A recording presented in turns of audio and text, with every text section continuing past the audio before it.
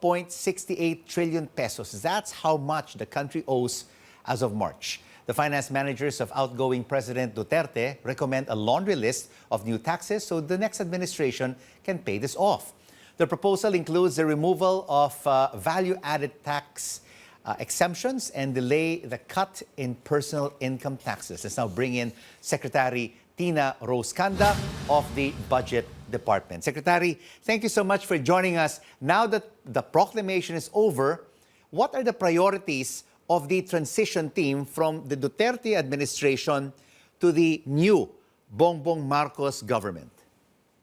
Well, the priority would be talking to the new incoming economic team, I would suppose, because that's the lifeblood of any administration. We've had initial talks with representatives from the incoming administration, and they're interested in knowing the state of the economy, the macroeconomic indicators. So that's from NEDA. They also have discussed certain aspects with regards to the budget. So they have already done some initial discussions, although I'm not sure whether they will be part of the economic team or just, setting the policy at the central level. Secretary Canda, so far it's only been Arsenio Balisican who has been appointed to the NEDA post.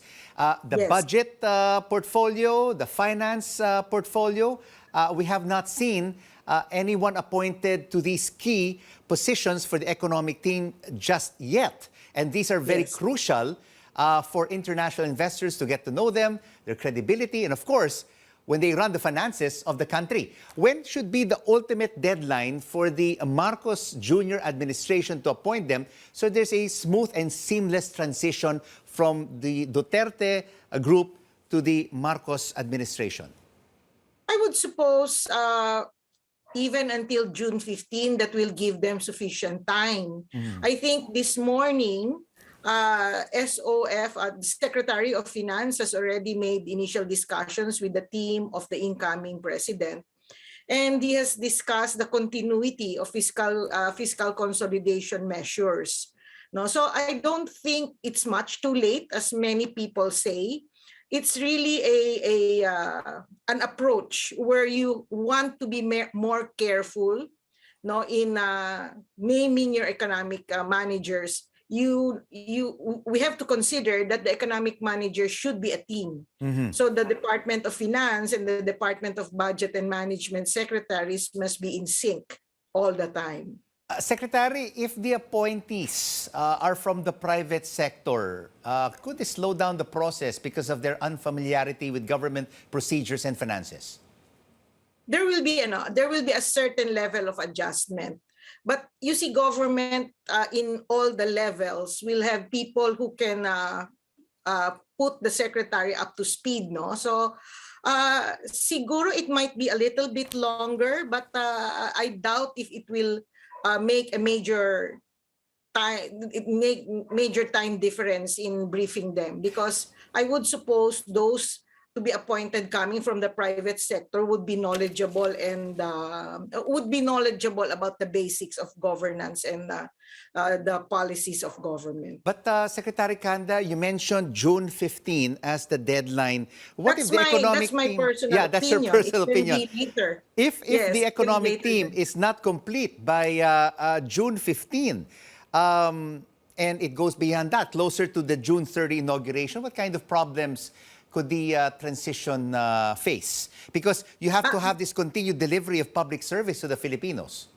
The government naman, as it is, going through a lot of transitions myself, will continue. It will not stop. There will not be a gap in the services that government provides. No, at this point, we have actually released the budget. There is a second level of officials in all the departments who will take care of implementing these programs and projects. What will just happen if it is delayed is that the appointed secretaries or cabinet secretaries will have to be working overtime, no? They will have the necessary reports, and so that's good, no? Because they will just be reading and going through it. And our lines are always open in the event that they want to ask questions or clarification on the figures and the tables, as well as the write-ups that have been provided and have been completed for their use. So why is the current economic management team of President Duterte proposing a removal of the VAT exemptions and a delay in the reduction of personal income taxes? Well, we are facing a very tight situation for 2023. So I think Secretary Dominguez is cautious in increasing the debt burden, no? So he is aware of that, and that's precisely why he would like to offer some suggestions or options to the incoming administrations with regard to the measures that would be available. One of them, of course, is increasing taxes, which is very unpopular. But he has provided all the options to the incoming president, so there will be no surprises. Also, of course, the debt that we have at the moment will be close to 13 trillion pesos when President Duterte ends his term. How do you think can we pay this off, and how much will be raised if you remove the VAT exemptions and delay the cut in personal income taxes and other proposals by the current group of economic managers? I think the DOF secretary in charge of raising revenues would be in a better position to give the precise figures. But as I recall in the briefing yesterday during the DBCC, it was estimated that we could raise 283 possibly billion from these measures. We estimate that approximately 250 billion pesos would be required to pay the debt in the next couple of years. I think for the next 10 years, if I'm not mistaken. But again, I'm saying that the DOF is in a better position to discuss these facts or this data. And briefly, Secretary Canda, what is the DBM suggesting to the next administration in terms of legislative agenda that they may want to pursue?